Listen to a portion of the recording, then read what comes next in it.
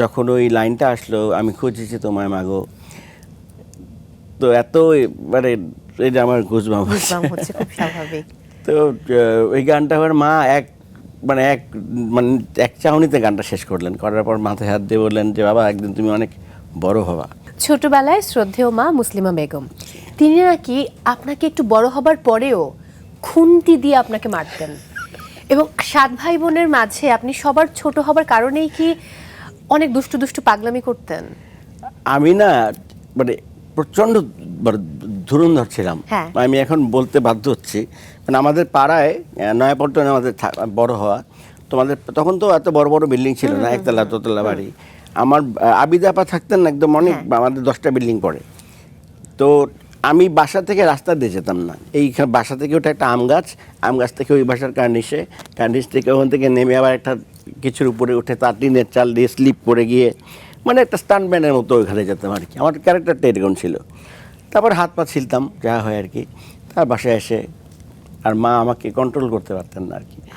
মানে সব কিছু শেষে খুন্তিটা আসতো রান্নাঘর থেকে, যে এবার তো হ্যাঁ, মার সবচেয়ে বড় আর্মস ছিল খুন্তি, ওটা দিয়ে মারলে মানে উনি খুব স্যাটিসফাইড।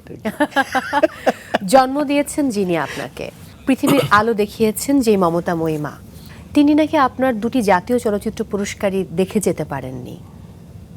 এটা সত্যি, এটা আমার মানে খুব আফসোস হয়।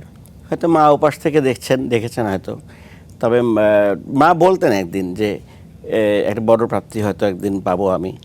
মার দোয়া ছিল অবশ্যই সারা জীবনই। একেবারেই তাই। আমি খুঁজেছি তোমায় মাগো, আপনার করা, শিল্পী রাশেদের গাওয়া এই গানটি কি মা কখনো শুনেছিলেন? হ্যাঁ, এটা ক্লোজ আপ ওয়ানের মৌলিক রাউন্ডের সময়কার সময় মা ছিলেন ওই সময়। মাটা আমার বাসায় থাকতেন। তো মা আসলে এত মার মানে কান এত শার্প ছিল, মানে আমাদের গান মার কানে ঢোকে না আর কি। তো মারা অনেক ভারী ভারী গান শোনেন।